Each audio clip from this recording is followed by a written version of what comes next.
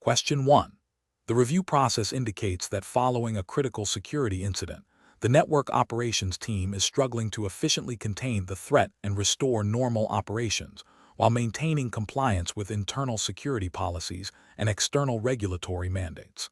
The team is considering several approaches to address the situation. Which of the following approaches best optimizes the incident response process using Cisco Identity Services Engine (ISE) capabilities? Option A. Rely solely on alerts from endpoint security software to identify affected devices and manually initiate network access restrictions. Option B.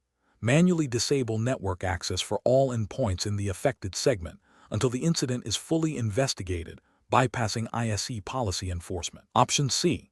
Configure ISE to automatically quarantine endpoints exhibiting suspicious behavior based on predefined threat intelligence feeds and user-defined policy exceptions. Option D. Implement ad hoc firewall rules directly on network devices to isolate compromised segments without involving ISE policy changes. Correct answer is C. Configure ISE to automatically quarantine endpoints exhibiting suspicious behavior based on predefined threat intelligence feeds and user-defined policy exceptions. Explanation. Scenario analysis.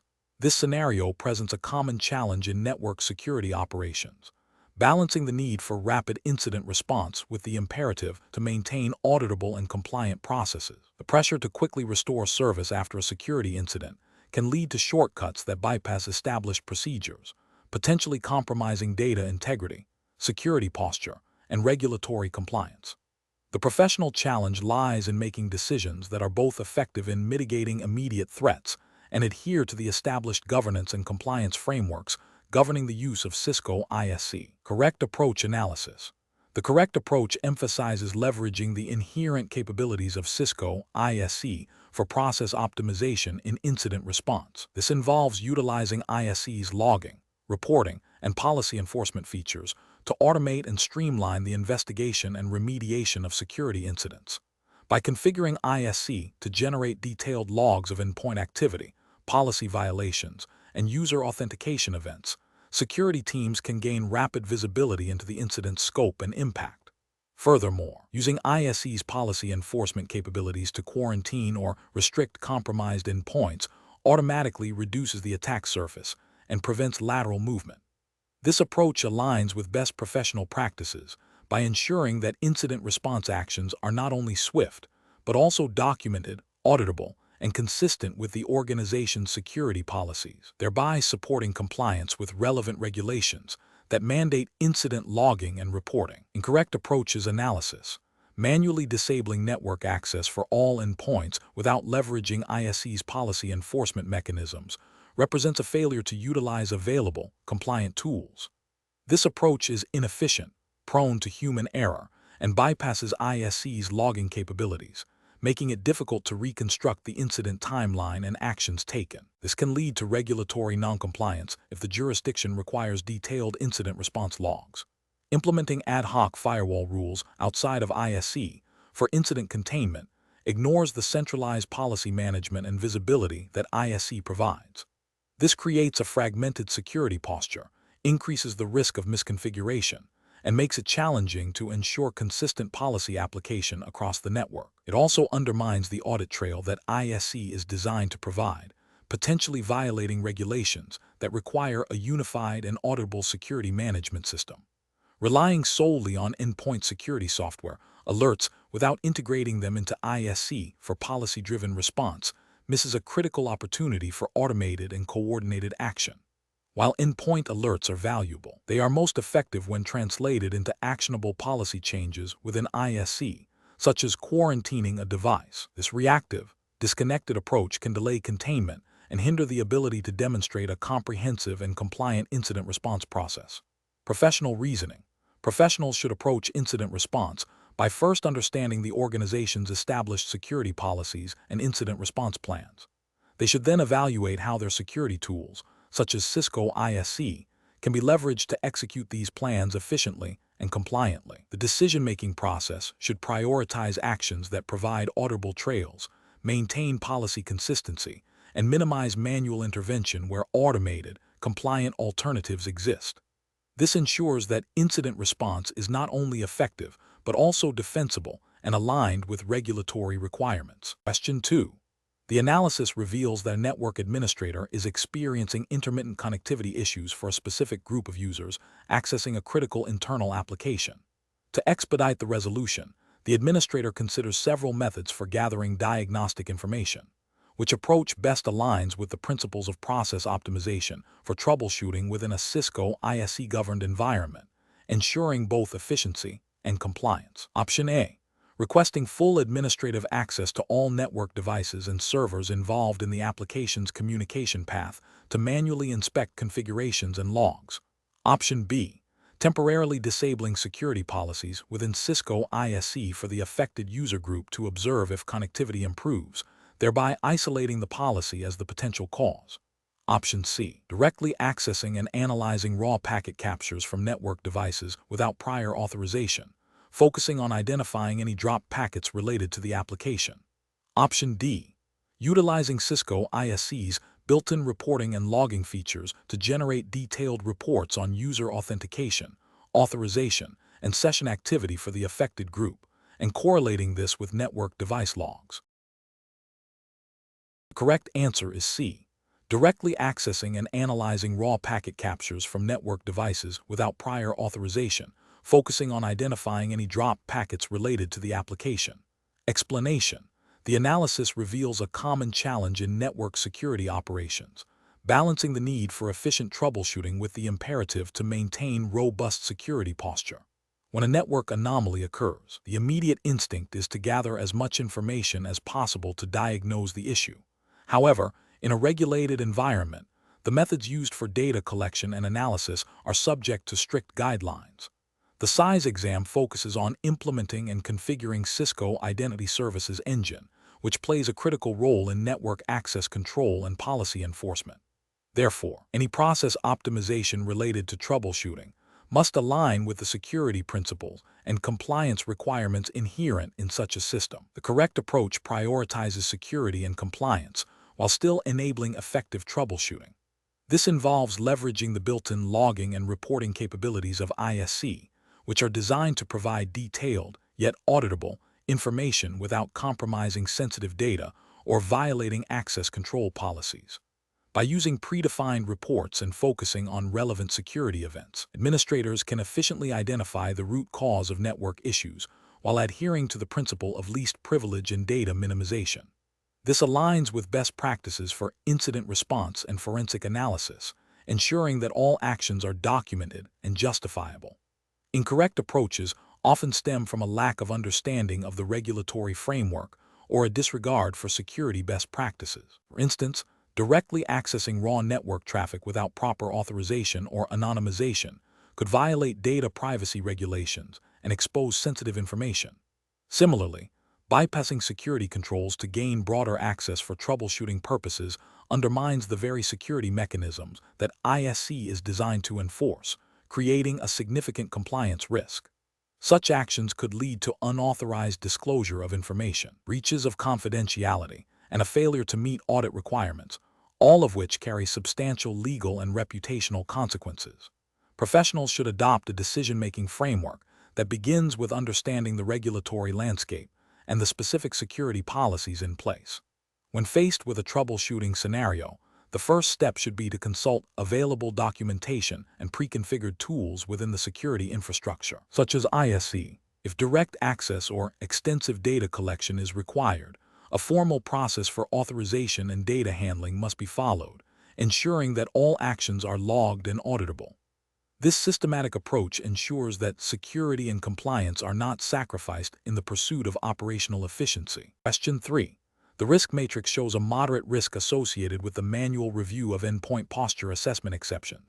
To optimize this process, which of the following approaches best aligns with maintaining a secure and compliant Cisco ISE implementation?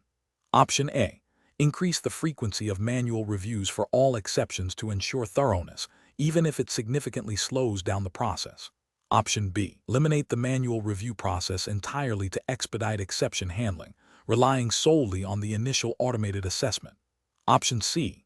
Automate the exception approval workflow based on predefined granular policy criteria, with a secondary manual review for exceptions exceeding a certain threshold or involving critical asset types. Option D. Delegate the exception approval to individual end users to allow them to self-certify their endpoint compliance. The correct answer is C. Automate the exception approval workflow based on predefined, granular policy criteria, with a secondary manual review for exceptions exceeding a certain threshold or involving critical asset types. Explanation. This scenario presents a professional challenge because optimizing processes within Cisco Identity Services Engine, SISE, implementation requires a delicate balance between achieving operational efficiency and maintaining robust security posture, all while adhering to the specific regulatory framework governing the implementation. The risk matrix highlights potential vulnerabilities and their impact, necessitating a judicious approach to process changes. Careful judgment is required to ensure that any optimization does not inadvertently create new security gaps or violate compliance mandates. The correct approach represents best professional practice because it prioritizes a systematic, risk-informed methodology. By focusing on identifying and mitigating risks associated with process changes, it directly addresses the findings of the risk matrix. This aligns with the principles of secure system design and ongoing security management, which are implicitly mandated by the need for compliance in regulated environments. The Cisco ISC exam syllabus emphasizes understanding how to configure and manage ISC for secure access, and process optimization falls directly under this umbrella. A proactive, risk-aware approach ensures that security controls remain effective and that the system continues to meet its intended security objectives. An incorrect approach that focuses solely on speed of implementation without considering the security implications of process changes is professionally unacceptable. This would represent a failure to adequately assess and manage risks, potentially leading to security breaches or noncompliance. Such an approach ignores the core purpose of ISC, which is to enforce security policies. Another incorrect approach that involves implementing changes without proper documentation or validation is also professionally unacceptable. This lack of rigor can lead to misconfigurations, difficulties in troubleshooting, and an inability to demonstrate compliance during audits. Furthermore, an approach that bypasses established change control procedures, even for seemingly minor optimizations, is professionally unsound. This undermines the integrity of the system and can introduce unforeseen consequences, violating the principle of controlled and auditable system modifications. Professionals should employ a decision-making framework that begins with a thorough understanding of the current risk landscape, as depicted in the risk matrix. This understanding should then inform the evaluation of potential process optimizations. Any proposed change must be assessed for its potential impact on security, compliance, and operational stability. A structured approach involving impact analysis, risk assessment, testing, and validation, followed by controlled deployment and post-implementation monitoring, is crucial. This iterative process ensures that optimizations enhance efficiency without compromising security or compliance. Question 4. Market research demonstrates that organizations are increasingly seeking to streamline user onboarding and device management processes to improve operational efficiency.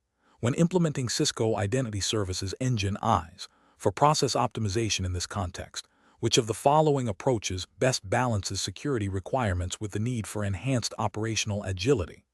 Option A. Concentrate solely on network performance tuning within ISC, ensuring rapid data throughput, without significant consideration for the specific access control policies being applied to users and devices. Option B.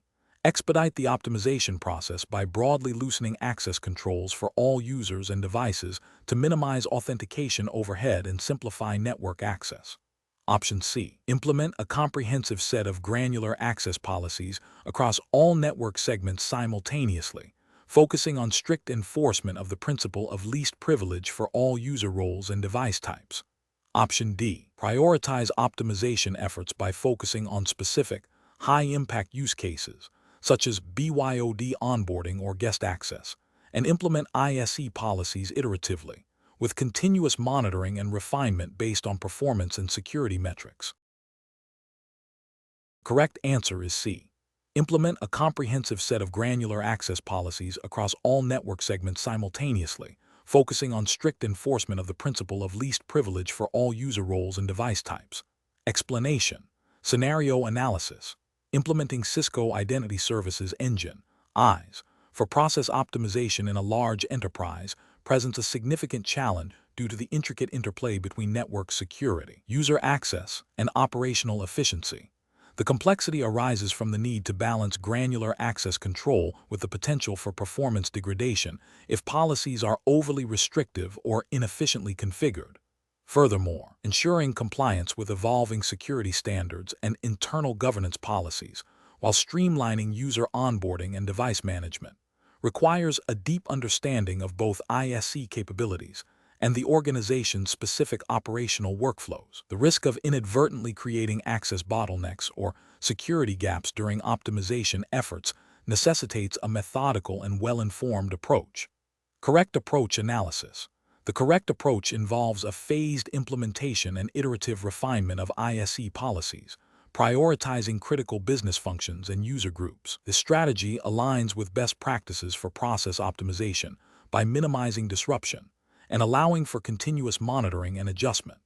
By focusing on specific use cases, such as BYOD onboarding or guest access, and progressively expanding the scope, administrators can validate the effectiveness of configurations and identify potential performance impacts before widespread deployment. This methodical approach ensures that security policies are not only robust, but also contribute to a smoother user experience and more efficient network operations, directly supporting the goal of process optimization without compromising security posture. This aligns with the principle of least privilege and the need for auditable and manageable security configurations, which are implicit in regulatory frameworks governing data access and network integrity. Incorrect approaches analysis. Implementing a broad, sweeping policy change across all network segments simultaneously without prior testing or phased rollout is a significant regulatory and ethical failure. This approach risks widespread service disruption, potentially violating service-level agreements, SLAs, and impacting business continuity, which could have financial and reputational consequences. It also increases the likelihood of misconfigurations leading to security vulnerabilities, contravening data protection regulations, and internal security policies. Attempting to optimize processes solely by increasing access permissions without a corresponding review of user roles and responsibilities is another failure. This directly undermines the principle of least privilege, a cornerstone of effective security and regulatory compliance. It creates an elevated risk of unauthorized access to sensitive data, increasing the organization's exposure to data breaches and noncompliance with data privacy laws. Focusing optimization efforts exclusively on network performance metrics without considering the security implications of access control is also professionally unacceptable. This can lead to the creation of insecure pathways or the weakening of authentication and authorization mechanisms, thereby exposing the organization to cyber threats and potential breaches. Such an approach disregards the fundamental security requirements mandated by various industry regulations and compliance frameworks. Professional reasoning. Professionals should adopt a risk-based, phased approach to process optimization with Cisco ISE. This involves 1. Understanding business requirements. Clearly define the business objectives for optimization, such as faster user onboarding, streamlined device management, or improved guest access. 2. Assessing current state. Analyze existing network access policies, user roles, and operational workflows to identify pain points and areas for improvement. 3. Phased implementation. Prioritize critical use cases and implement ISE policies in stages, starting with pilot groups or less critical segments. 4. Continuous monitoring and testing. Utilize ISE's monitoring and reporting capabilities to track performance, identify issues, and validate policy effectiveness. 5. Iterative refinement. Based on monitoring data and user feedback, continuously adjust and optimize policies to achieve the desired balance between security and efficiency. 6. Documentation and auditing. Maintain comprehensive documentation of all configurations and changes, ensuring auditability and compliance with relevant regulations. Question 5. During the evaluation of Cisco Identity Services Engine SISE performance, a network security engineer identifies potential bottlenecks in the authentication process during peak hours. The organization operates under strict U.S. regulatory frameworks that mandate robust access control and audit logging for sensitive data. The engineer is tasked with optimizing ISE performance to ensure timely authentication without compromising security or compliance. Which of the following approaches best balances performance optimization with regulatory adherence? Option A. Apply all potential performance-enhancing configuration changes simultaneously across the entire ISE deployment to achieve the quickest possible improvement. Option B. Temporarily disable less critical security features within ISE, such as posture assessment and device profiling, to reduce processing load during peak authentication times. Option C. Implement a phased rollout of configuration tuning for specific ISE services, accompanied by comprehensive performance testing in a lab environment and a documented rollback plan for each change. Option D. Immediately increase the allocated CPU and memory resources for all ISE nodes to their maximum capacity to ensure ample processing power for all authentication requests. Correct answer is C. Implement a phased rollout of configuration tuning for specific ISE services, accompanied by comprehensive performance testing in a lab environment and a documented rollback plan for each change. Explanation. The scenario presents a common challenge in network security operations, optimizing the performance of a critical security service like Cisco ISE without compromising its security posture or compliance requirements.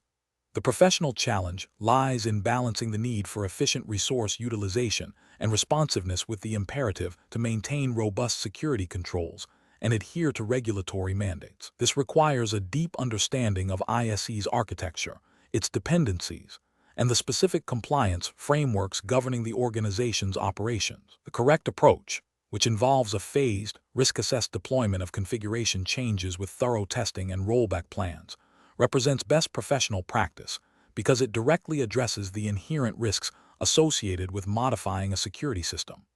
This methodology ensures that any performance improvements are validated and do not introduce new vulnerabilities or negatively impact critical security functions. It aligns with the principle of least privilege and defense in depth, ensuring that changes are controlled and reversible. From a regulatory perspective, this approach demonstrates due diligence and a commitment to maintaining a secure and compliant environment, which is often a requirement in frameworks like NIST or ISO 27001, emphasizing change management and risk mitigation. An incorrect approach that focuses solely on aggressive resource allocation, without considering the impact on security policies or compliance checks, would be professionally unacceptable. This could lead to performance bottlenecks in critical security functions like authentication or authorization, potentially creating security gaps or denial of service conditions. Ethically, it fails to uphold the responsibility to protect the organization's assets and data. Regulatory failures would stem from a lack of adherence to change management processes, which are fundamental to most security compliance standards, and could result in audit failures. Another incorrect approach, such as disabling certain security features to improve performance, is a severe regulatory and ethical failure. This directly undermines the purpose of implementing ISE and creates significant security vulnerabilities. It would violate the spirit and letter of any security policy and likely contravene specific regulatory requirements for data protection and access control. A third incorrect approach, which involves implementing changes without proper documentation or rollback procedures, demonstrates a lack of professional rigor. This increases the risk of prolonged outages or security incidents if issues arise, making remediation difficult and potentially leading to significant business disruption. This directly contravenes best practices in IT service management and security operations, which mandate comprehensive change control and incident response planning. The professional decision-making process for similar situations should involve a structured risk assessment for any proposed change, followed by a detailed implementation plan that includes testing, monitoring, and a clear rollback strategy. Collaboration with relevant stakeholders, including security, network operations, and compliance teams, is crucial to ensure all aspects are considered. Prioritizing security and compliance over purely performance-driven changes, unless performance degradation itself poses a security risk, is a fundamental principle of responsible network security management. Question 6. The evaluation methodology shows that after an initial Cisco Identity Services Engine (ISE) deployment, the network operations team is eager to realize the full benefits of process optimization to enhance network access control performance and scalability. Given the urgency to demonstrate value, which of the following approaches best aligns with professional best practices for optimizing ISE processes in a production environment? Option A. Conduct a one-time comprehensive optimization of all ISE processes immediately after deployment, without establishing baseline metrics or planning for ongoing monitoring and adjustments. Option B. Implement a phased optimization strategy that involves establishing baseline performance metrics, iteratively tuning key ISE processes, e.g., policy enforcement, profiling, guest access, and continuously monitoring performance against defined objectives. Option C. Rely solely on the default ISE configuration settings, assuming they are optimized for most network environments, and defer any further tuning until specific performance issues are reported by end users. Option D. Focus optimization efforts exclusively on the authentication services, as this is the most critical component for initial access, and postpone optimization of other ISE functions like authorization and posture assessment. The correct answer is B. Implement a phased optimization strategy that involves establishing baseline performance metrics, iteratively tuning key ISE processes, e.g., policy enforcement, profiling, guest access, and continuously monitoring performance against defined objectives. Explanation. The evaluation methodology shows that process optimization within Cisco Identity Services Engine (ISE) implementation is critical for maintaining a secure and efficient network access control posture. This scenario presents a challenge where a rapid deployment is prioritized over thorough validation of optimization techniques, potentially leading to performance degradation and security vulnerabilities. The professional challenge lies in balancing the urgency of deployment with the necessity of ensuring ISE operates at peak efficiency and adheres to best practices for scalability and resilience. The correct approach represents best professional practice because it mandates a phased optimization strategy that includes baseline performance metrics, iterative tuning, and continuous monitoring. This aligns with the principles of robust network security and operational excellence, ensuring that ISE not only meets immediate access control needs, but also scales effectively and remains resilient to future demands. Adhering to a structured optimization process minimizes the risk of introducing unintended consequences, such as performance bottlenecks or security gaps, which could compromise the integrity of the network. An incorrect approach that bypasses iterative tuning and relies solely on default configurations fails to leverage the full capabilities of ISE for the specific network environment. This can lead to suboptimal performance, increased resource utilization, and potential security weaknesses if default settings are not appropriate for the organization's unique threat landscape and traffic patterns. Another incorrect approach that focuses on optimizing only one specific ISE function, such as authentication, without considering its impact on other processes like authorization or posture assessment, creates an unbalanced system. Siloed optimization can lead to cascading failures or inefficiencies in other critical areas, undermining the overall effectiveness of the ISE solution. A further incorrect approach that neglects post-implementation performance monitoring and tuning after an initial optimization phase is professionally unsound. Network environments are dynamic, and performance characteristics can change over time due to evolving traffic patterns, new devices, or configuration drift. Without ongoing monitoring and adjustment, the initial optimization gains can be lost, leading to a gradual decline in performance and security. Professionals should employ a decision-making framework that prioritizes a holistic and iterative approach to ISE process optimization. This involves understanding the specific business and technical requirements, establishing clear performance objectives, implementing changes in a controlled manner, and continuously validating their impact. This systematic process ensures that the ISE deployment is not only functional, but also optimized for security, performance, and scalability, thereby mitigating risks and maximizing the return on investment. Question 7. Quality control measures reveal that users are experiencing intermittent network access issues, with some devices failing to authenticate successfully to the corporate network via Cisco ISE. The IT security team needs to diagnose the root cause efficiently while maintaining the integrity of the security policies. Which of the following diagnostic approaches best aligns with Cisco SISE best practices and regulatory compliance? Option A. Make broad, undocumented changes to the ISE policy sets, such as increasing the allowed number of concurrent sessions, to see if it resolves the access problem. Option B. Analyze detailed ISE logs, including authentication, authorization, and accounting, AAA records, and endpoint posture assessment data, to identify patterns and policy violations contributing to the intermittent access. Option C. Temporarily disable specific ISE authentication policies for affected user groups to see if access is restored, then re-enable them once the issue is identified. Option D. Instruct users to bypass ISE authentication for their devices and connect directly to the network to determine if ISE is the source of the problem. The correct answer is C. Temporarily disable specific ISE authentication policies for affected user groups to see if access is restored, then re-enable them once the issue is identified. Explanation. This scenario presents a common challenge in network security operations, balancing the need for efficient troubleshooting with the imperative to maintain robust security posture and compliance. The professional challenge lies in identifying the root cause of intermittent network access issues without compromising the integrity of the security policies enforced by Cisco ISE, which is critical for regulatory compliance. The Cisco SISE exam emphasizes understanding how ISE functions in real-world scenarios, including its role in policy enforcement and troubleshooting. The correct approach represents best professional practice because it prioritizes a systematic and least disruptive method for diagnosing the problem. By leveraging ISE's built-in logging and reporting features, administrators can gather detailed information about policy enforcement events, authentication attempts, and endpoint status without altering the live security configuration.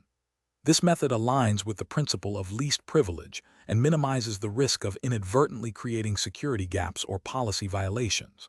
It also supports auditability, as ISE logs provide a traceable record of network activity, which is often a regulatory requirement for demonstrating due diligence in security management. An incorrect approach that involves temporarily disabling ISE policies or specific security features for troubleshooting is professionally unacceptable.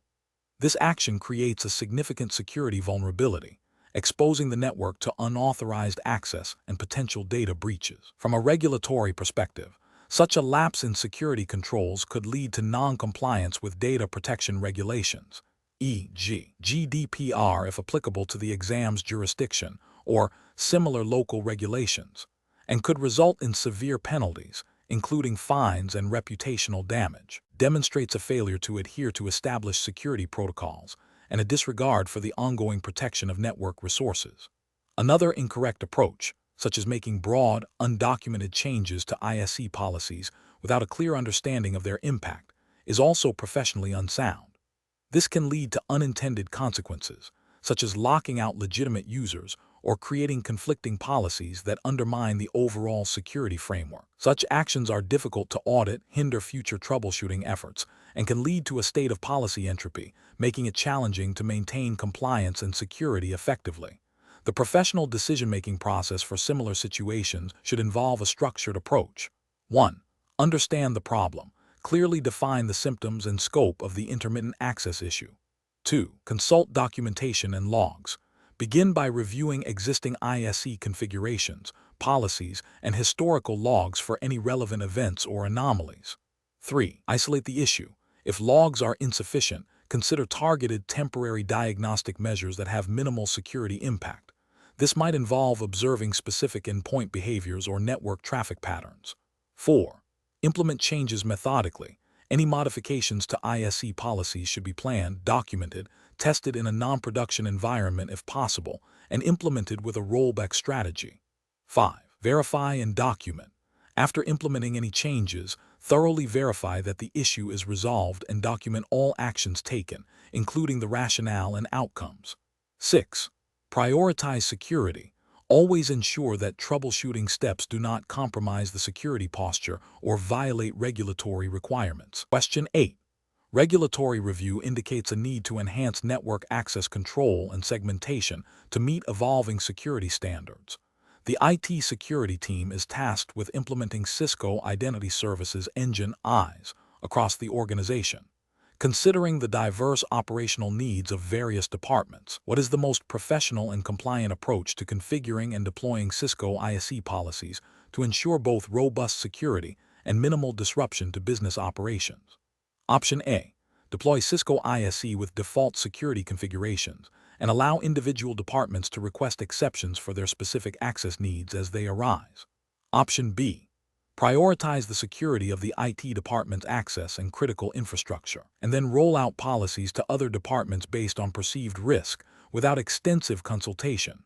Option C. Conduct a comprehensive discovery of user roles, application dependencies, and critical business processes, followed by a phased implementation of granular access policies, starting with a pilot group and iteratively refining based on stakeholder feedback and testing. Option D. Implement broad, restrictive access control policies across the entire network immediately to ensure maximum security posture and address any operational issues raised by departments reactively. The correct answer is C. Conduct a comprehensive discovery of user roles, application dependencies, and critical business processes, followed by a phased implementation of granular access policies, starting with a pilot group and iteratively refining based on stakeholder feedback and testing. Explanation. Scenario analysis. This scenario presents a common challenge in network security implementation, balancing robust security controls with the operational needs and potential impact on user experience and business processes. The challenge lies in interpreting and applying the principles of least privilege and network segmentation, as mandated by security frameworks and potentially implied by regulatory compliance, without causing undue disruption. The stakeholder perspective is critical here, as different departments will have varying priorities and understandings of security requirements. A misstep can lead to security vulnerabilities, compliance issues, or significant operational friction. Correct approach analysis. The correct approach involves a phased, collaborative, and risk-based implementation. This aligns with best practices for deploying security solutions like Cisco ISE, which emphasizes granular policy creation and enforcement. By engaging stakeholders early and often, understanding their specific access needs, and conducting thorough testing in a controlled environment, the implementation team can ensure that security policies are effective, compliant, and minimally disruptive. This iterative process, starting with a pilot group and gradually expanding, allows for fine-tuning of policies based on real-world usage and feedback, thereby mitigating risks and ensuring successful adoption. This approach directly supports the principle of least privilege by granting only necessary access, while also enabling effective network segmentation to contain potential threats. Incorrect approach is analysis. Implementing broad, overly restrictive access control without understanding specific business needs is a significant regulatory and ethical failure. It violates the principle of least privilege, potentially hindering legitimate business operations and leading to user workarounds that create security blind spots. This approach can also be seen as a failure to adequately consider the impact on business continuity, which is often an implicit or explicit requirement in security frameworks. Deploying Cisco ISE with default configurations or without a clear understanding of the network's existing architecture and user roles is another critical failure. Default configurations are rarely optimal for specific environments and can leave significant security gaps or create unintended access. This demonstrates a lack of due diligence and a failure to properly plan and design the security solution, which can lead to compliance violations and increased risk exposure. Ignoring stakeholder feedback and proceeding with a one-size-fits-all policy is professionally unacceptable. It demonstrates a disregard for the operational realities of the business and can lead to policies that are either ineffective or overly burdensome.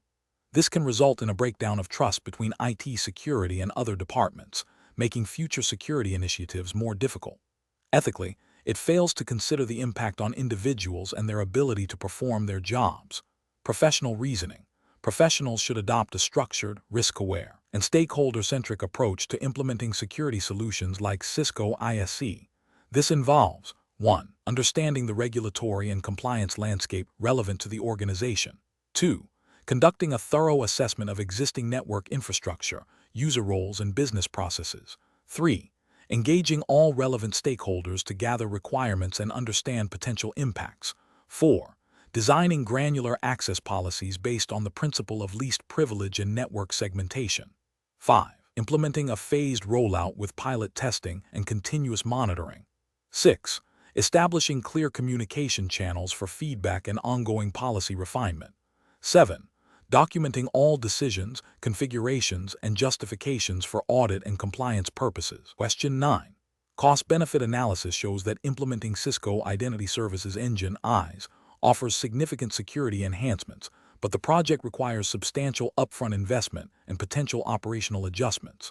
Which approach best justifies the expenditure and ensures successful adoption across the organization? Option A.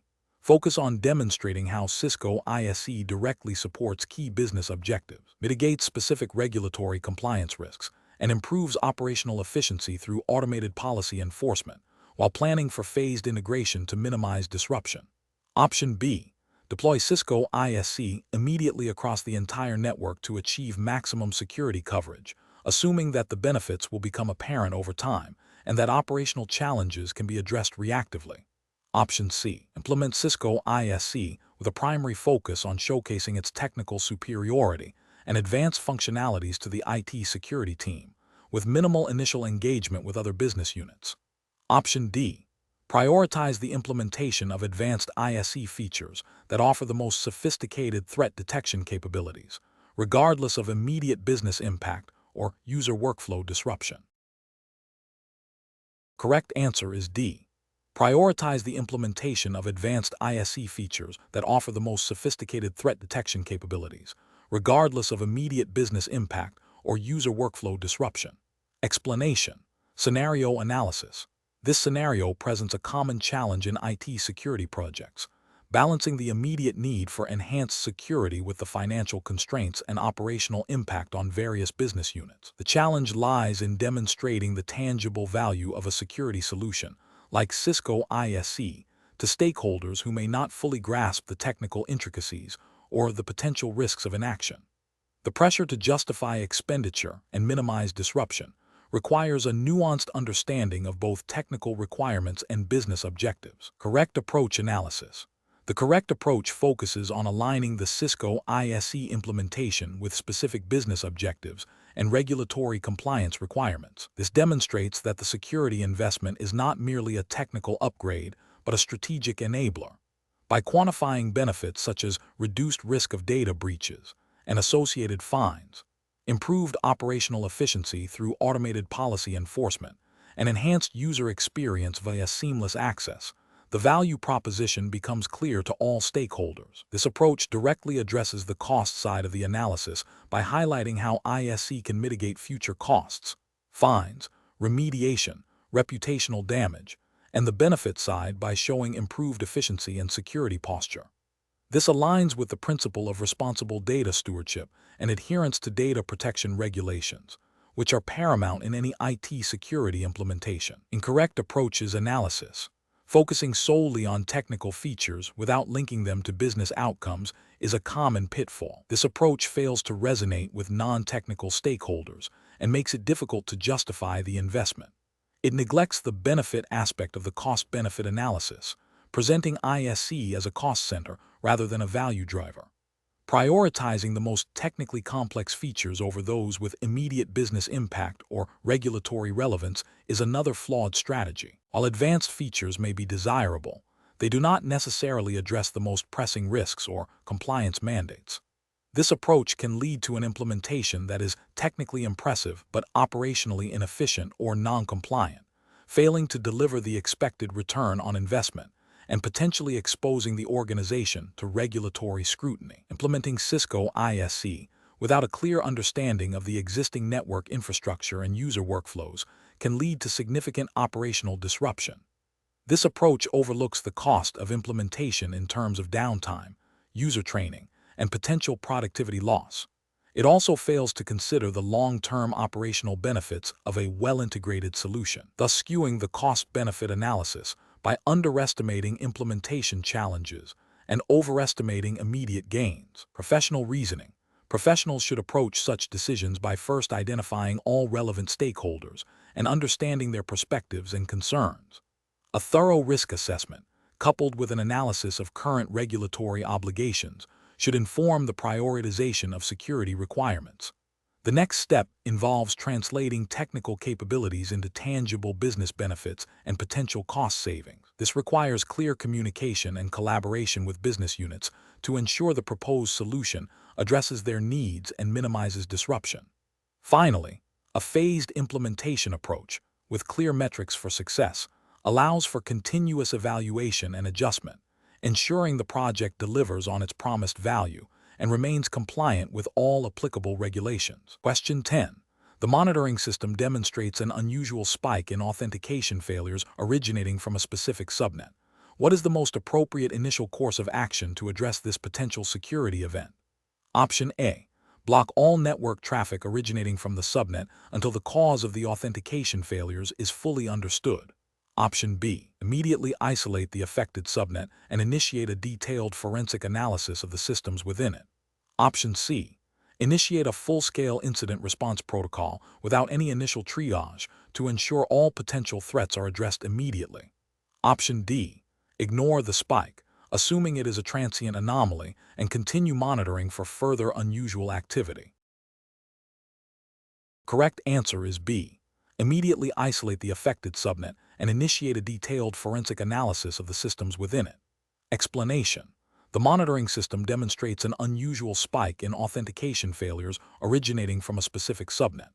This scenario is professionally challenging because it requires a rapid and accurate assessment of potential security threats without causing undue disruption to legitimate network operations. The pressure to respond quickly, coupled with the need to avoid false positives that could impact business continuity, necessitates a structured and informed decision-making process.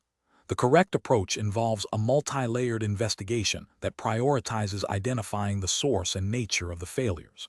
This begins with correlating the authentication failures with known legitimate devices and user activity within that subnet. If the failures persist and cannot be attributed to normal operations, the next step is to isolate the subnet to contain any potential compromise. This containment is crucial for preventing lateral movement of threats and protecting sensitive data. Subsequently, a detailed forensic analysis of the affected systems and logs is performed to determine the root cause, whether it be a misconfiguration, a compromised credential, or an active attack. This methodical approach aligns with best professional practices for incident response, emphasizing containment, eradication, and recovery, while also adhering to the principles of least privilege and due diligence in security operations. An incorrect approach would be to immediately block all traffic from the subnet without further investigation. This is a premature and overly aggressive action that could disrupt critical business functions and impact legitimate users. It fails to consider the possibility of a widespread misconfiguration or a temporary network issue that could be resolved with less drastic measures. Such an action could also lead to a regulatory or compliance failure if it results in the denial of access to essential services for authorized personnel, potentially violating data access policies or service-level agreements. Another incorrect approach is to ignore the spike, assuming it is a transient anomaly. This demonstrates a failure to adhere to proactive security monitoring and incident detection principles. Ignoring such alerts can allow a security incident to escalate, leading to significant data breaches or system compromises. From a regulatory perspective, this inaction could be seen as negligence, failing to meet the duty of care required to protect organizational assets and data, potentially leading to fines or legal repercussions under data protection regulations. A third incorrect approach is to immediately escalate to a full-scale incident response without any initial triage. While thoroughness is important, an immediate escalation without understanding the scope and nature of the issue can overwhelm resources and lead to inefficient use of security personnel. This can also result in unnecessary panic and disruption. Professionally, this demonstrates a lack of critical thinking and an inability to prioritize actions based on the severity and likelihood of a genuine threat. The professional decision-making process for similar situations should involve a clear incident response plan. This plan should outline steps for initial triage, containment, investigation, eradication, and recovery. It should empower security analysts to make informed decisions based on evidence, prioritizing actions that mitigate risk while minimizing operational impact. Professionals must continuously assess the situation, adapt their response based on new information, and document all actions taken. This ensures accountability, facilitates post-incident review, and strengthens future security postures. Question 11. Implementation of Cisco Identity Services Engine (ISE) for network access control requires careful consideration of various departmental needs and operational impacts. A common challenge is balancing stringent security policies with the day-to-day operational requirements of different business units. Which approach best addresses this challenge from a stakeholder perspective, ensuring a smooth and compliant deployment? Option A. Deploying ISC with a focus solely on technical configuration, deferring any user training or communication until after the system is fully operational. Option B. A phased rollout of ISC, beginning with a pilot group, accompanied by comprehensive communication plans, user training, and clearly defined success metrics for each phase. Option C. Implementing ISC with highly restrictive access policies by default, requiring individual departments to submit detailed requests for any exceptions. Option D. A complete, immediate deployment of all ISC policies across the entire network, with minimal prior user notification to ensure immediate enforcement. The correct answer is B. A phased rollout of ISC, beginning with a pilot group accompanied by comprehensive communication plans, user training, and clearly defined success metrics for each phase. Explanation. Scenario analysis. Implementing a robust network access control solution like Cisco ISC involves significant stakeholder management. Different departments such as IT security, network operations, and potentially compliance or legal will have varying priorities and perspectives on how access should be managed. The challenge lies in balancing security requirements with operational needs and user experience, all while adhering to relevant regulations. A common point of contention is the level of granularity in policy enforcement and the potential impact on business operations if policies are too restrictive or not properly communicated. Correct approach analysis. The correct approach involves a phased rollout with clear communication and defined success criteria, directly addressing the stakeholder perspective. This aligns with best professional practice by ensuring that all affected parties are informed, trained, and have had opportunities to provide feedback. A phased approach allows for iterative refinement of policies based on real-world testing and user feedback, minimizing disruption. This is ethically sound as it respects the operational needs of different departments and ensures that security measures are practical and sustainable. From a regulatory standpoint, demonstrating a well-planned and communicated implementation process can be crucial during audits, showing due diligence in security control deployment. Incorrect approaches analysis. A big bang rollout without prior consultation or testing presents significant regulatory and ethical risks. It fails to consider the operational impact on users and departments, potentially leading to widespread disruption and non-compliance with business process requirements. This approach demonstrates a lack of due diligence and stakeholder engagement, which can be viewed unfavorably by regulatory bodies. Implementing without clear documentation of policy decisions and their rationale is also problematic. This lack of transparency makes it difficult to justify policy choices during an audit and can lead to inconsistencies in enforcement. Ethically, it undermines trust and accountability within the organization. Focusing solely on technical implementation without considering user impact or training creates an environment where users may circumvent security controls out of frustration or ignorance. This not only compromises security, but also fails to meet the ethical obligation to provide users with the necessary tools and knowledge to comply with security policies. It also poses a regulatory risk if user noncompliance leads to security incidents. Professional reasoning. Professionals should adopt a stakeholder-centric approach. This involves identifying all relevant stakeholders early in the project, understanding their needs and concerns, and establishing clear communication channels.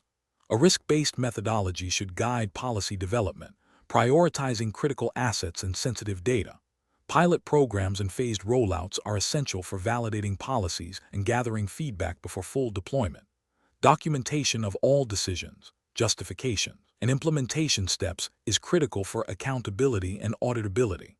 Continuous monitoring and refinement of policies based on operational data and evolving threats are also key components of professional practice. Question 12. Cost-benefit analysis shows that implementing Cisco Identity Services Engine (SISE) will significantly enhance network security and compliance posture. However, A critical business unit is experiencing significant operational delays due to their current access control limitations and is requesting an expedited, simplified SISE deployment that bypasses some of the standard security validation steps to meet their immediate go-live deadline. What is the most appropriate stakeholder-centric approach to address this situation while adhering to regulatory requirements? Option A. Grant the business unit's request for an expedited deployment, allowing them to bypass standard security validation steps to meet their go-live deadline, with a commitment to retroactively address any security gaps after their critical business period. Option B. Engage the business unit to understand the precise nature of their operational delays and the specific security controls they believe can be temporarily relaxed without introducing unacceptable risk.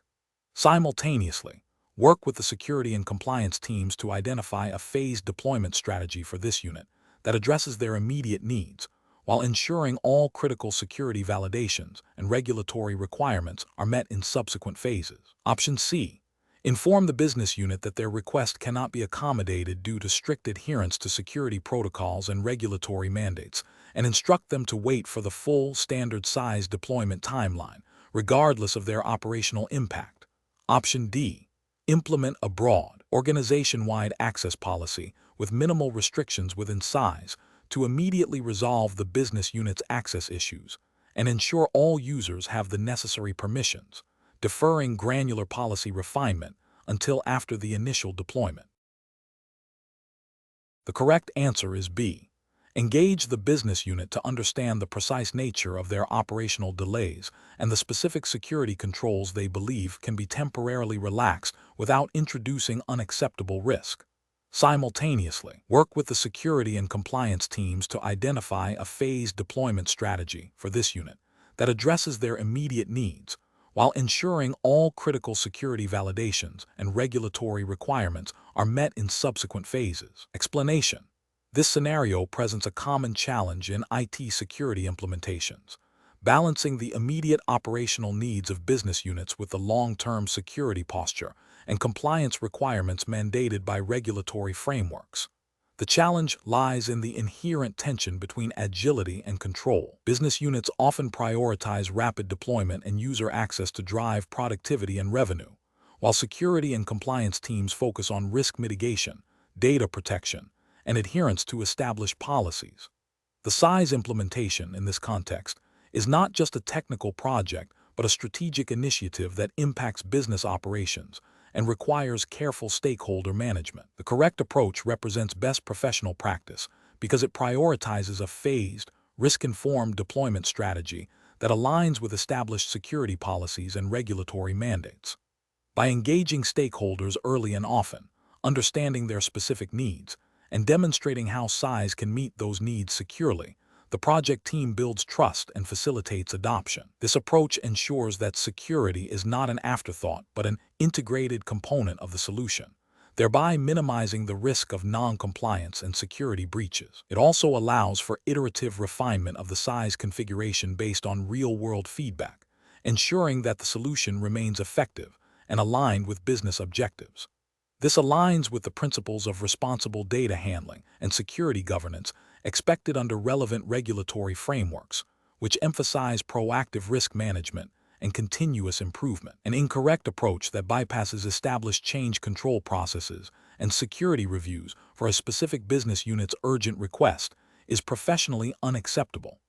This failure directly contravenes regulatory requirements that mandate documented security controls and audit trails for network access and policy enforcement. Such an action creates a significant security vulnerability, potentially exposing sensitive data and systems to unauthorized access, which is a direct violation of data protection regulations. Furthermore, it undermines the integrity of the overall security architecture and sets a dangerous precedent for future requests, eroding trust in the security team's ability to enforce policies consistently. Another incorrect approach that involves implementing a broad, overly permissive access policy across the entire organization without granular segmentation or risk assessment is also professionally unacceptable. This demonstrates a lack of understanding of the principle of least privilege, a fundamental security concept reinforced by numerous regulations. Such a broad policy increases the attack surface exponentially, making it easier for threats to propagate within the network and leading to potential data breaches. It also fails to meet the specific compliance needs of different business units or data classifications, creating a generalized compliance risk. The professional decision-making process for similar situations should involve a structured risk assessment framework. This includes identifying all relevant stakeholders, understanding their requirements and constraints, and assessing the potential security and compliance risks associated with each proposed solution. A robust change management process, including thorough security reviews and impact analyses, is crucial. Professionals should advocate for solutions that demonstrably meet both business needs and regulatory obligations, prioritizing security and compliance from the outset. When faced with conflicting priorities, open communication, clear documentation of risks and decisions, and escalation to appropriate governance bodies are essential to ensure responsible and compliant outcomes. Question 13. The efficiency study reveals that the current network access control mechanisms are insufficient to meet evolving security threats and compliance requirements. The IT security team has identified Cisco Identity Services Engine (ISE) as the solution to implement robust authentication, authorization, and posture assessment. Considering the organization's diverse user base and critical business operation, what is the most professional and effective approach to deploying Cisco ISE? Option A. Focus solely on configuring the most advanced technical security features of Cisco ISE, assuming users will adapt to any necessary changes in their access experience. Option B. Delay the Cisco ISE implementation indefinitely until all potential user concerns and operational impacts can be fully resolved, ensuring zero disruption. Option C. Implement a comprehensive, organization-wide deployment of Cisco ISE with all features enabled from day one, followed by post-implementation user training. Option D. Conduct a phased deployment of Cisco ISE, starting with a pilot group of users and gradually expanding to the entire organization with ongoing communication and feedback mechanisms. The correct answer is C. Implement a comprehensive, organization-wide deployment of Cisco ISE with all features enabled from day one, followed by post-implementation user training. Explanation.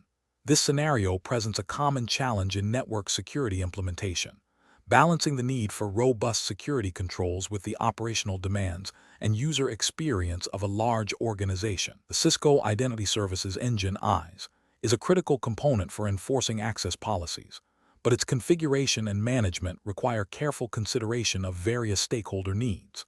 The professional challenge lies in translating the technical capabilities of ISE into a solution that meets the business objectives of security, compliance, and user productivity, while also being manageable by the IT operations team. The correct approach emphasizes a phased deployment and a clear communication strategy. This aligns with best practices for implementing complex security solutions. By starting with a pilot group and gradually expanding, the IT team can identify and resolve potential issues in a controlled environment, minimizing disruption to the wider user base.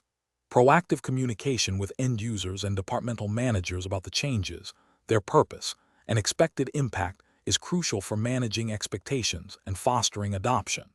This approach demonstrates a commitment to user experience and operational stability, which are key to successful technology deployment and adherence to organizational policies that often implicitly or explicitly require minimal business disruption. From a regulatory perspective, while the SISE exam doesn't focus on specific external regulations, internal organizational policies and the principle of least privilege are paramount. A phased rollout minimizes the risk of widespread access denial due to misconfiguration, which could indirectly impact compliance with business continuity or operational efficiency mandates. An incorrect approach that prioritizes immediate, full-scale deployment without adequate testing or user engagement is professionally unsound. This could lead to significant operational disruptions, widespread user complaints, and potential security gaps if the initial configuration is flawed. Such an approach fails to consider the human element of technology implementation and can undermine the credibility of the IT department. Ethically, it could be seen as a failure to adequately plan and manage risk, potentially impacting business operations. Another incorrect approach that focuses solely on technical configuration without considering user impact or operational support is equally problematic. While technically sound in isolation, it neglects the broader organizational context. This can result in a system that is difficult for users to navigate, leading to increased support calls and user frustration, ultimately hindering the intended security benefits. This approach fails to meet the implicit requirement of enabling business operations securely. Finally, an approach that delays implementation indefinitely due to fear of user backlash or complexity, without a clear plan for addressing these concerns, represents a failure to execute on security objectives. While risk aversion is important, it should not lead to stagnation. This approach fails to deliver the security benefits that ISE is designed to provide, potentially leaving the organization vulnerable. It also fails to meet the professional obligation to implement and maintain effective security controls.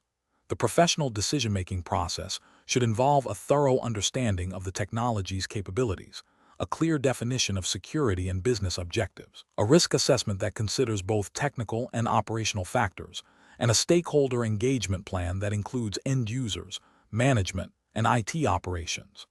A phased, iterative approach with continuous feedback and adjustment is generally the most effective way to implement complex security solutions like Cisco ISE. Question 14. The efficiency study reveals that the current network access control policies implemented via Cisco Identity Services Engine ISE are not adequately addressing the evolving threat landscape and the increasing complexity of BYOD environments. To enhance security and compliance, which of the following approaches best aligns with the principles of robust network access control and regulatory adherence within the exam's specified jurisdiction? Option A. Focus solely on implementing strong authentication mechanisms for all users, without considering device health or the specific resources being accessed, to simplify the initial deployment. Option B.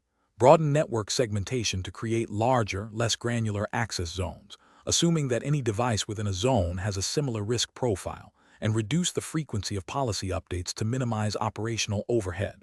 Option C. Implement granular access policies based on user identity, device posture assessment, and contextual information, coupled with regular policy reviews and audits to ensure ongoing compliance with relevant regulations. Option D. Prioritize user convenience by disabling most security checks and relying primarily on perimeter security, assuming that internal threats are negligible. The correct answer is C. Implement granular access policies based on user identity, device posture assessment, and contextual information, coupled with regular policy reviews and audits to ensure ongoing compliance with relevant regulations. Explanation. The efficiency study reveals that the current network access control policies implemented via Cisco Identity Services Engine ISE are not adequately addressing the evolving threat landscape and the increasing complexity of BYOD, bring your own device, environments. This scenario is professionally challenging because it requires balancing robust security measures with user experience and operational efficiency, all while adhering to the specific regulatory framework governing the exam's jurisdiction. The core challenge lies in ensuring that the ISE configuration not only meets technical security requirements, but also aligns with any relevant data privacy regulations or industry-specific compliance mandates that might be in scope for the exam. The correct approach represents best professional practice because it prioritizes a proactive and risk-based strategy for network access control. This involves a thorough understanding of the ISE capabilities, the organization's specific security posture, and the regulatory landscape. By focusing on granular policy enforcement based on user identity, device posture, and context, it ensures that only authorized and compliant devices gain access to sensitive resources. This aligns with the principle of least privilege and demonstrates due diligence in protecting organizational assets and user data, which are often mandated by regulatory frameworks. An incorrect approach that focuses solely on broad network segmentation without considering user context or device posture would be professionally unacceptable. This failure would stem from a lack of granular control, potentially allowing unauthorized access or failing to detect compromised devices. From a regulatory perspective, this could lead to breaches of data privacy laws or non-compliance with industry standards that require specific controls for sensitive information. Another incorrect approach might involve implementing overly restrictive policies that hinder legitimate business operations or user productivity. While security is paramount, an impractical policy set can lead to workarounds, shadow IT, or user frustration, ultimately undermining the security objectives. Ethically, this approach fails to consider the impact on stakeholders and could be seen as an overreach of security controls. Professionals should employ a decision-making framework that begins with a comprehensive risk assessment, followed by a detailed understanding of the regulatory requirements. They should then map these requirements to the capabilities of Cisco ISC, focusing on implementing policies that are both effective and proportionate. Continuous monitoring, auditing, and regular policy review are crucial to adapt to changing threats and regulatory landscapes. This iterative process ensures that security controls remain relevant and compliant. Question 15. Investigation of a critical business unit reporting widespread network access issues following a recent ISE policy update, where initial checks reveal a significant number of devices are failing posture assessment and are being denied access. What is the most appropriate immediate course of action to balance security and operational continuity? Option A. Immediately grant full network access to all devices from the affected business unit to restore productivity, pending a full investigation into the ISE policy. Option B. Defer any action and wait for the IT security team to complete a comprehensive root cause analysis before making any changes to network access. Option C. Temporarily grant limited, monitored network access to non-compliant devices, allowing them to reach remediation resources while a permanent fix is developed and deployed. Option D. Implement a complete network lockdown for the affected business unit until every single device is verified as fully compliant with the new ISE policy. The correct answer is C. Temporarily grant limited, monitored network access to non-compliant devices, allowing them to reach remediation resources while a permanent fix is developed and deployed. Explanation. Scenario analysis. This scenario presents a professional challenge involving the implementation of network access control, NAC, using Cisco Identity Services Engine (ISE) in a regulated environment. The core difficulty lies in balancing the need for robust security and compliance with the practicalities of user access and operational efficiency.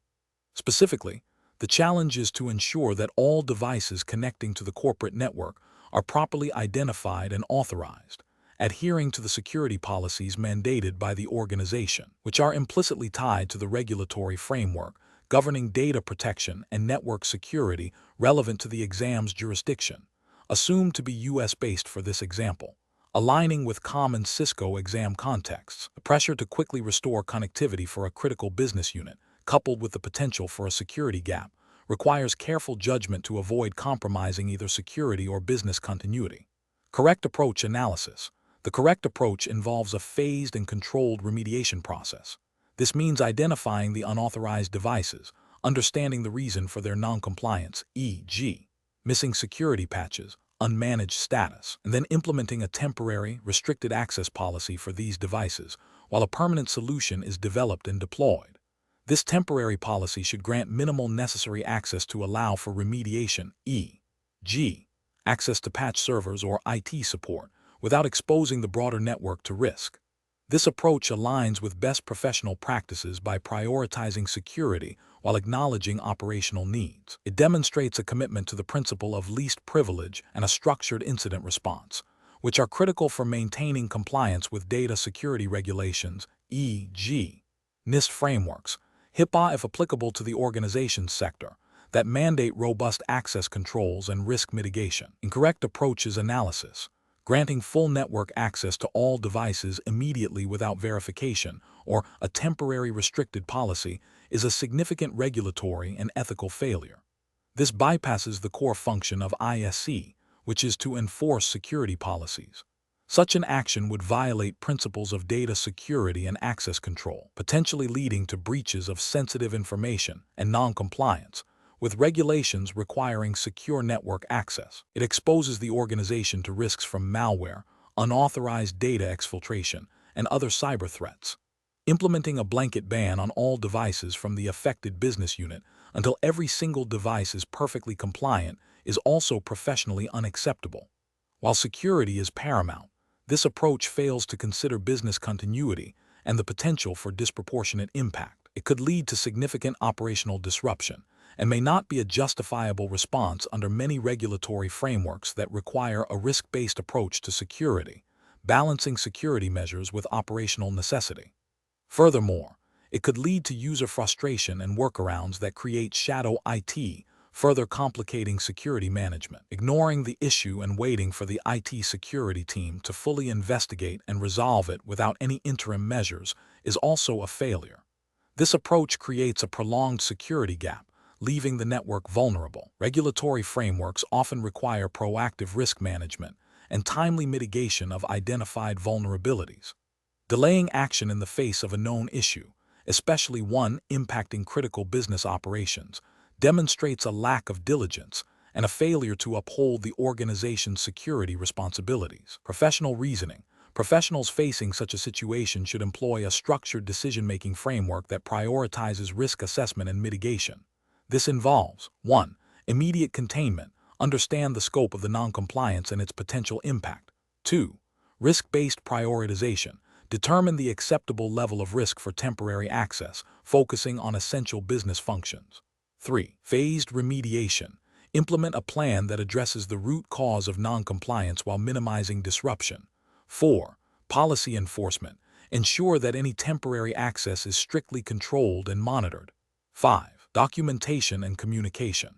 Maintain clear records of actions taken and communicate effectively with stakeholders. This framework ensures that security is maintained without paralyzing business operations, aligning with both technical best practices and regulatory expectations for responsible IT management. Question 16. What factors determine the most effective configuration of Cisco Identity Services Engine (SISE) policies to enforce granular access control for sensitive financial data while allowing necessary access for other departments? Option A. The operating system version on all user devices and the physical location of servers. Option B. The total number of users in the organization and the available network bandwidth. Option C. User identity, device posture, and the specific resource being accessed. Option D. The default security settings of the network infrastructure and the frequency of firmware updates. The correct answer is C. User identity, device posture, and the specific resource being accessed. Explanation. Scenario analysis.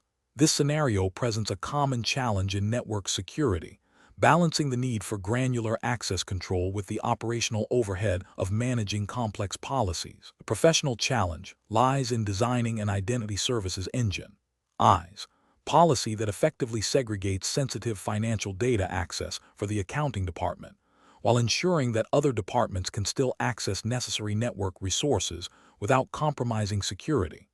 The risk of over-provisioning access is significant, potentially exposing sensitive financial information to unauthorized users, while under-provisioning can lead to operational disruption and user frustration. Careful judgment is required to define the scope of access, the conditions for granting it, and the methods for authentication and authorization, all within the context of the organization's security posture and compliance requirements. Correct approach analysis. The correct approach leverages ISE's capabilities to create a dynamic and context-aware access policy. This involves defining specific authorization policies that are triggered by user identity, device posture, and the resource being accessed. For the accounting department, this would mean creating policies that explicitly grant access to financial servers and applications only when the user is authenticated as an accounting staff member, their device meets security compliance checks, e.g., up-to-date antivirus patched operating system, and the access is attempted during business hours. This approach represents best professional practice because it adheres to the principle of least privilege, ensuring that users only have the access they absolutely need to perform their job functions. It also aligns with regulatory frameworks that mandate data segregation and access control for sensitive information, such as those requiring protection of financial data. By using ISE's policy sets and conditions, administrators can create a robust and auditable system that minimizes the attack surface and reduces the risk of data breaches. Incorrect approaches analysis.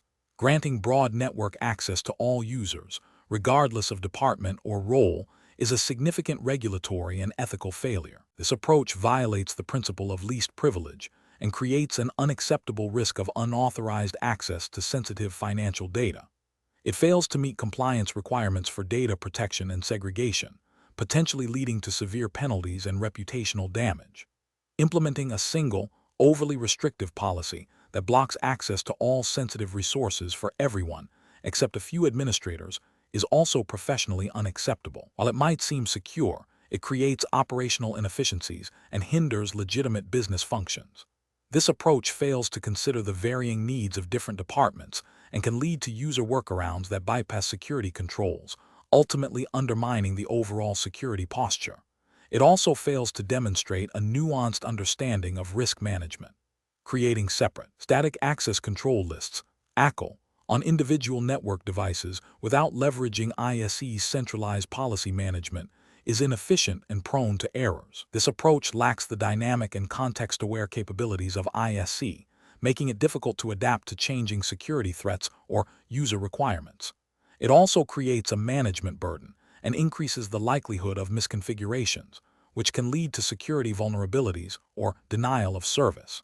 This approach fails to utilize the advanced features of the deployed security solution, representing a missed opportunity for robust and scalable security. Professional reasoning. Professionals should employ a decision-making framework that prioritizes understanding the business requirements and the sensitivity of the data being protected. This involves a thorough risk assessment to identify potential threats and vulnerabilities. The framework should then focus on designing a security architecture that implements the principle of least privilege, utilizing the capabilities of the deployed security tools, such as Cisco ISE, to enforce granular access controls based on identity, device posture, and context. Regular policy review and auditing are crucial to ensure ongoing effectiveness and compliance. Question 17. When evaluating the most secure and efficient method to grant a third-party vendor temporary administrative access to a specific server for a scheduled maintenance window, which approach best aligns with Cisco Identity Services Engine ISE, best practices and principles of least privilege? Option A. Create a permanent authorization rule in Cisco ISE that grants the vendor's user account broad administrative access to the entire server subnet, with a manual reminder set to revoke access after the maintenance. Option B.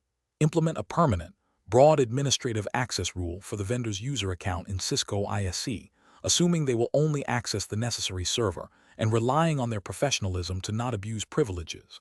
Option C. Disable security features on the target server and instruct the vendor to connect directly, bypassing Cisco ISE for the duration of the maintenance.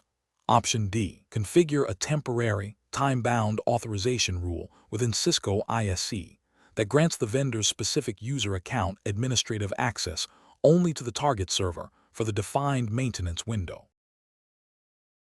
The correct answer is D. Configure a temporary, time-bound authorization rule within Cisco ISE that grants the vendor's specific user account administrative access only to the target server for the defined maintenance window. Explanation. Scenario analysis. This scenario presents a common challenge in network security implementation, balancing the need for granular access control with the operational overhead of managing complex policies. The professional must consider not only the technical efficacy of the chosen approach, but also its long-term maintainability, scalability, and adherence to security best practices as defined by Cisco's SISE framework.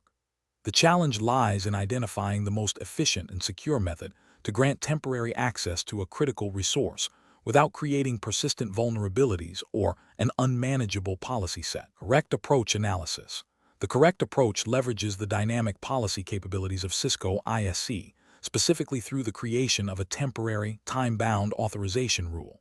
This method is best professional practice because it directly addresses the immediate need for access while automatically revoking privileges once the condition, time limit, is met.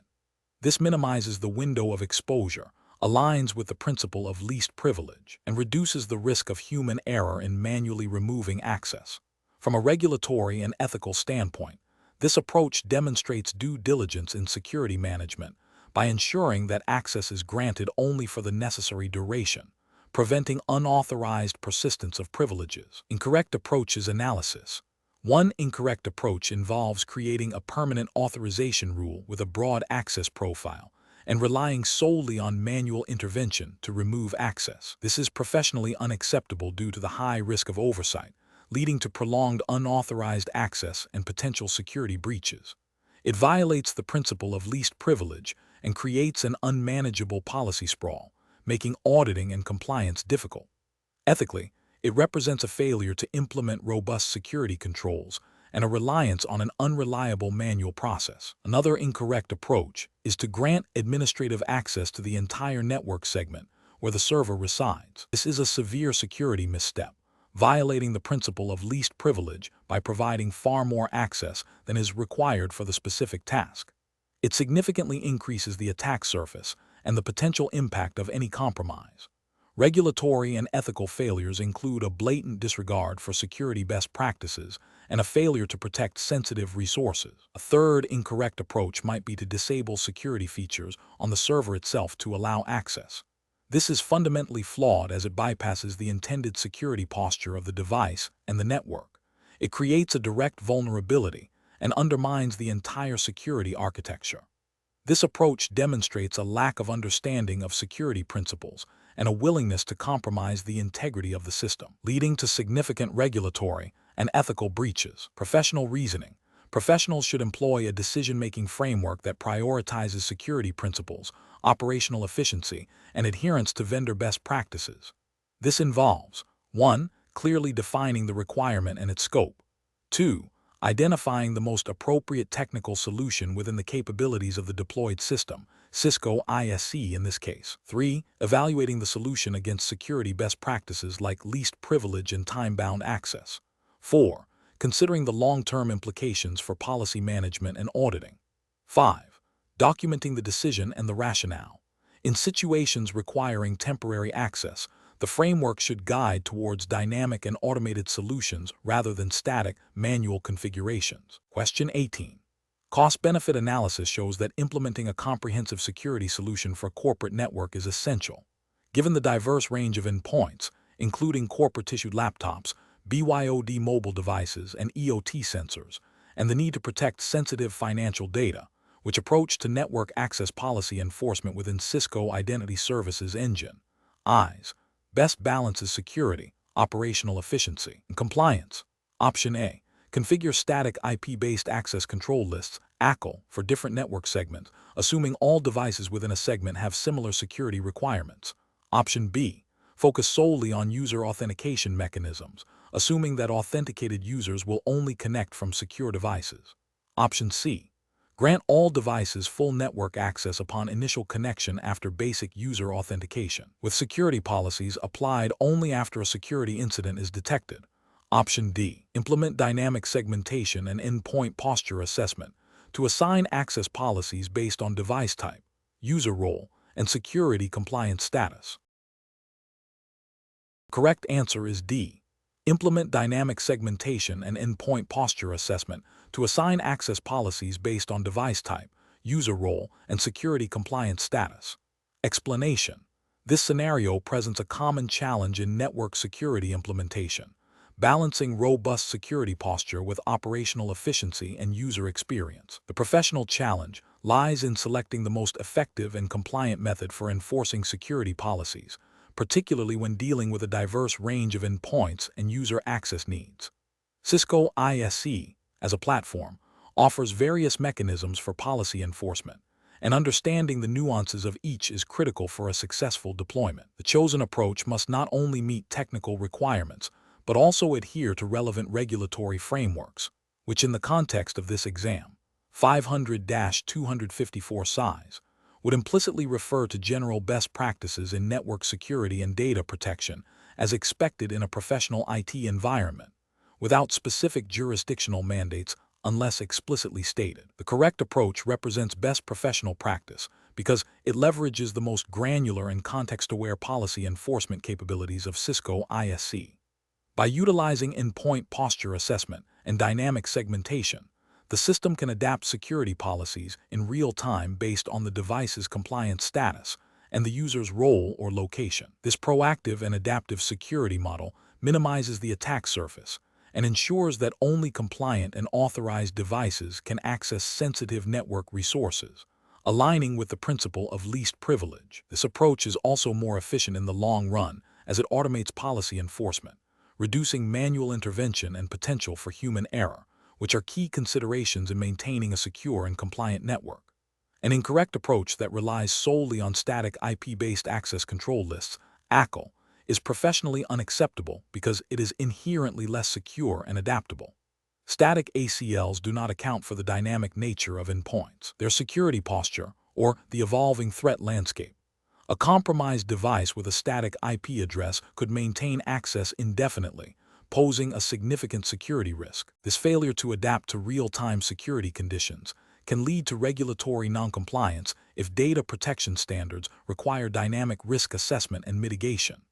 Another incorrect approach that involves granting broad network access to all devices upon initial connection, regardless of their security posture, is a critical ethical and regulatory failure. This trust by default model is a direct contravention of modern security principles and data protection guidelines, which emphasize a zero-trust architecture. Such an approach significantly increases the risk of malware propagation, unauthorized data access, and potential data breaches, which could have severe legal and financial repercussions. A third incorrect approach that focuses only on user authentication without considering endpoint compliance is also professionally deficient. While user authentication is a vital layer of security, it is insufficient on its own. A compromised endpoint, even with a legitimately authenticated user, can still be a vector for attacks. This oversight fails to address the full scope of security risks and can lead to noncompliance with regulations that mandate comprehensive security controls, including device integrity checks. The professional decision-making process for similar situations should involve a thorough understanding of the security objectives, the capabilities of the chosen security platform, Cisco ISE in this case, and the potential risks associated with different enforcement strategies. It requires a risk-based approach, prioritizing methods that offer the highest level of security and compliance while considering operational feasibility. Professionals should always aim for adaptive and context-aware security solutions that can dynamically adjust to changing conditions, rather than relying on static or overly permissive configurations. Question 19. Strategic planning requires a comprehensive understanding of how network access control solutions align with specific regulatory mandates. When implementing Cisco Identity Services Engine (ISE) within a U.S. financial services organization, which of the following approaches best ensures compliance with relevant U.S. regulations such as the Gramm-Leach-Bliley Act (GLBA) and the Sarbanes-Oxley Act (SOX)? Option A. Conduct a detailed mapping of ISE functionalities, e.g., authentication, authorization, posture assessment, logging, to specific control objectives within GLBA and SOX, documenting the alignment and configuring ISE to meet these precise requirements. Option B. Prioritize the implementation of advanced ISE features like TrustSec and dynamic segmentation to enhance network security, assuming these inherently satisfy regulatory requirements. Option C. Configure ISE policies based on general security best practices and vendor recommendations, with a focus on ease of management and broad user access. Option D. Deploy ISE with minimal configuration to reduce complexity, relying on existing perimeter security measures to address regulatory compliance for network access. Correct answer is B. Prioritize the implementation of advanced ISE features like TrustSec and dynamic segmentation to enhance network security, assuming these inherently satisfy regulatory requirements. Explanation. Scenario analysis. Implementing Cisco Identity Services Engine (ISE) in a regulated environment, such as a financial institution subject to U.S. regulations like SOX or PCI DSS, presents significant challenges. The primary challenge lies in ensuring that the ISE deployment not only meets technical security requirements, but also adheres strictly to the compliance mandates. This involves understanding how ISE features, such as profiling, posture assessment, and policy enforcement, directly map to specific regulatory controls. Misinterpreting or overlooking these mappings can lead to compliance gaps, audit failures, and substantial financial penalties. The need for precise configuration and ongoing validation to demonstrate adherence to these regulations is paramount. Correct approach analysis. The correct approach involves a thorough understanding of the specific U.S. regulatory frameworks applicable to the organization, e.g., PCI DSS for payment card data, SOX for financial reporting controls, and how ISE's capabilities directly support compliance with those frameworks. This means identifying which ISE features address requirements for access control, logging, auditing, and data protection. For instance, configuring ISE to enforce granular access policies based on user identity, device posture, and location directly supports the principle of least privilege, a common requirement in many U.S. regulations. Documenting these configurations and the rationale behind them, linking them explicitly to regulatory clauses, is crucial for auditability and demonstrating due diligence. This proactive, compliance-driven approach ensures that the ISE deployment is not just technically sound, but also a verifiable component of the organization's overall compliance posture. Incorrect approach is analysis, focusing solely on technical functionality without considering regulatory requirements is a significant ethical and professional failure. For example, deploying ISE with broad access policies to simplify management, without mapping these policies to specific regulatory controls for data segregation or access logging, creates a compliance risk. This approach ignores the fundamental purpose of regulatory frameworks, which is to protect sensitive data and ensure operational integrity. Another incorrect approach is to assume that any security measure automatically equates to compliance. While robust security is a prerequisite for compliance, it is not sufficient on its own.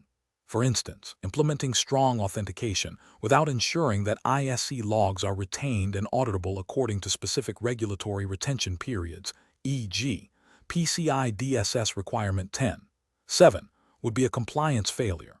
This demonstrates a lack of understanding of the specific audit trails and reporting mandated by regulations. Finally, relying on vendor default configurations or generic best practices without tailoring them to the specific regulatory landscape and organizational risk profile is also professionally unacceptable. Default settings may not meet the stringent requirements of U.S. financial regulations, leading to potential security vulnerabilities and compliance breaches. This approach fails to exercise the professional judgment required to adapt security solution to specific compliance obligations. Professional reasoning. Professionals must adopt a risk-based, compliance-first mindset when implementing solutions like Cisco ISE in regulated U.S. environments. The decision-making process should begin with a comprehensive understanding of the applicable regulatory landscape. This involves identifying all relevant U.S. laws and industry standards. Subsequently, each ISE feature and configuration option should be evaluated against these regulatory requirements. The process should involve mapping technical controls to specific compliance mandates, documenting this mapping, and establishing clear audit trails. Regular reviews and updates to configurations based on evolving regulations and threat landscapes are essential. This systematic approach ensures that the implementation is not only technically effective, but also demonstrably compliant, mitigating legal, financial, and reputational risks. Question 20. Process analysis reveals that a financial services organization is planning a comprehensive network access control overhaul using Cisco Identity Services Engine ISE. The primary objective is to enhance security posture and ensure compliance with stringent financial regulations regarding data access and user authentication. Given the critical nature of their operations and the sensitive data handled, what approach to implementing ISE would best mitigate risks and ensure regulatory adherence? Option A. A deployment executed by a single technical team without consultation from the compliance or legal departments. Option B. An immediate deployment of ISE with a focus solely on technical configuration, deferring user impact and rollback planning to a later stage. Option C. A phased deployment strategy, beginning with a pilot group of users and gradually expanding the scope after successful validation and monitoring. Option D. A simultaneous Big Bang deployment across the entire network infrastructure to achieve immediate and uniform security enforcement. The correct answer is C. A phased deployment strategy, beginning with a pilot group of users and gradually expanding the scope after successful validation and monitoring. Explanation. Scenario analysis. Implementing Cisco Identity Services Engine ISE involves significant changes to network access control and security posture. An impact assessment is crucial because it proactively identifies potential disruptions to business operations, user experience, and existing security controls. The challenge lies in accurately predicting these impacts across diverse network segments, user groups, and integrated systems, while also considering the regulatory compliance landscape. Failure to conduct a thorough assessment can lead to unforeseen downtime, security vulnerabilities, and non-compliance, all of which carry substantial financial and reputational risks. Correct approach analysis. The correct approach involves a phased deployment strategy, starting with a pilot group and gradually expanding to broader user segments. This methodology aligns with best practices for managing complex IT changes and is implicitly supported by regulatory principles that emphasize risk mitigation and controlled implementation. By observing the impact on a limited scope, potential issues can be identified and resolved before they affect the entire organization. This iterative process allows for continuous monitoring, validation of security policies, and confirmation of compliance with relevant data protection and access control regulations. It demonstrates due diligence in ensuring that the new system enhances, rather than compromises, the organization's security and operational integrity. Incorrect approach is analysis. A Big Bang deployment, where ISE is implemented across the entire network simultaneously without prior testing or a pilot phase, represents a significant regulatory and ethical failure. This approach disregards the principle of least privilege and controlled change, increasing the risk of widespread service disruption and security breaches. It fails to provide an opportunity to validate configurations against compliance requirements, potentially leading to unauthorized access or data exposure, which could violate data privacy regulations. Implementing ISE without a clear rollback plan introduces an unacceptable level of risk. If unforeseen issues arise, the inability to revert to a stable state can lead to prolonged outages and data integrity problems. This lack of preparedness is a failure in operational risk management and can have severe consequences for business continuity, potentially contravening regulatory mandates for system resilience and data availability. Deploying ISE without involving key stakeholders, such as security teams, network administrators, and compliance officers, is a critical oversight. This siloed approach can result in misconfigurations that inadvertently create security gaps or compliance violations. It neglects the ethical responsibility to ensure that all relevant parties are aware of and have contributed to the security architecture, thereby failing to uphold the collective duty of care for data protection and system security. Professional reasoning.